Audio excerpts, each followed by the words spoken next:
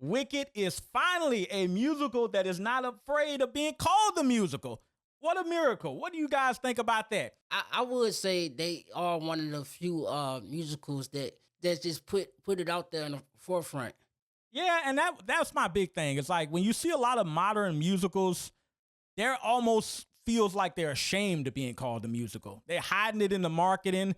They don't want to, they don't want to show it. They don't want to talk about it. They were like, oh, okay, we're making a musical. Yeah, I would agree with that. Probably because they've been flopping lately. Yeah. Something like Wicked, the singing is phenomenal. So, well, that's the thing. That actually helped you too. I would say that the brilliance of Wicked, it's just a really good story that just happens to have music in it.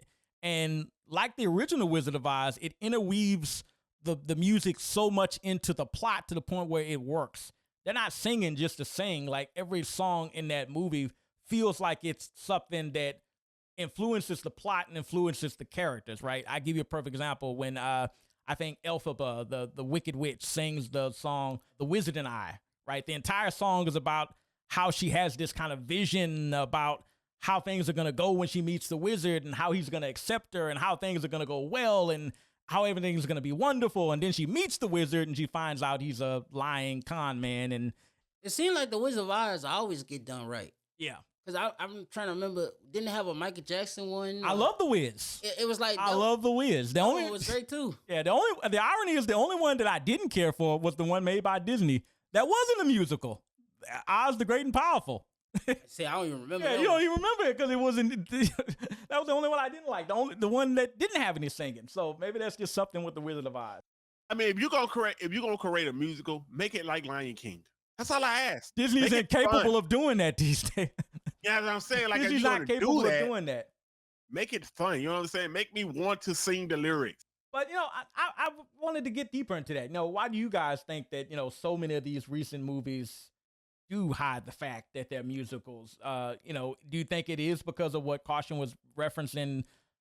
Box office hasn't exactly been great for a lot of these movies. Well, we saw In the Heights flop. We saw the remake of The Color Purple not do well. Even Disney's own remakes like Snow White, The Little Mermaid haven't done numbers. You know why they hide it in the market? You know what I'm tell you why they hiding it? Because the Joker just came out a couple months back. And all this musical stuff was singing, and it flopped.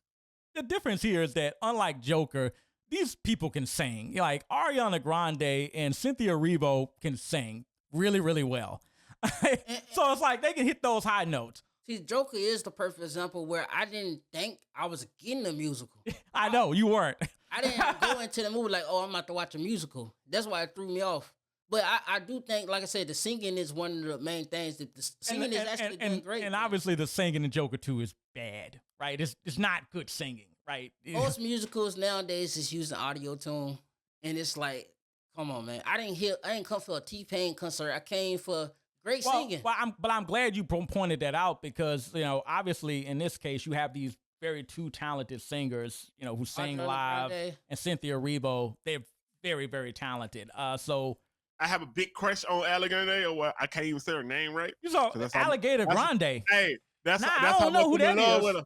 That's how much I'm in love with her. Alligator Grande. Name right. So this supposed to be part 2, right? Yeah, this is the this is Wicked in general, but they are obviously releasing Wicked for Good, which is the second part of the first half of the first Wicked, right? So you're right, Caution.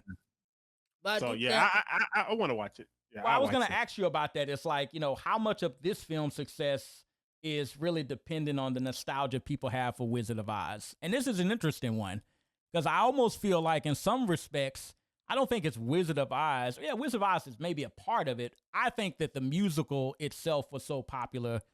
That was a big contributing factor why this movie was a success. But what do you guys think? I do think Wizard of Oz definitely play a huge part into basically having the success of Wicked, but I don't think that's all of it. I actually think Wicked is actually great on its own. I think it can live on its own merits. And I think it has. Like Hamilton, it was just already a very popular play. And I was going to ask y'all, the question, did you think, the success of Wicked is going to lead to more musicals being made, or do you think it's going to lead to more people embracing musicals? I would hope so, but I don't think so. I do think you guys are right that it's like we can't get too close with the idea that, well, the musical genre is back. I mean, I would hope it was back, but you could make the argument that no, Wicked is back, right? And the musical thing is just something that just happens to be a bonus. But I just think that, like all kind of great movies, it told a great story. People were in love with that great story, and the music just happened to be part of it. No, Wicked, Hamilton, even the Tupac Broadway play. I even with the Hamilton one, I was like, dang, I feel like I actually learned a huge part of history. Hamilton was just a fantastic. It was amazing. Yeah, I was like, I saw like you. I saw it recently. I was like, I love Hamilton. And I think had I not saw Hamilton, I don't know if I would have been as open to seeing Wicked. But I feel like they basically, I don't think more musicals gonna branch off from this. What people gonna want to see. I just think these are one of the few. Yeah, you know, I don't. I'm not gonna stop. I was gonna bring up the AI stuff, but it's like nah, that could take us in another direction. But yeah, guys, what do you think of this topic? You know, do you think Wicked will bring back musicals, or do you think that Wicked was just like a one-off phenomenon thing and it was good, but after it's over, we won't see the musical rebirth that some people are hoping for? Let us know in the comments. Give us a like. Give us a subscribe. Until then, I'm T-Rex. Caro. This is Caution. The guy who's not getting Ariana Grande. See, that's the type of music you're going to hear in Wicked. That's the type of music you're going to hear in Wicked. Thanks for ruining this episode. We're out.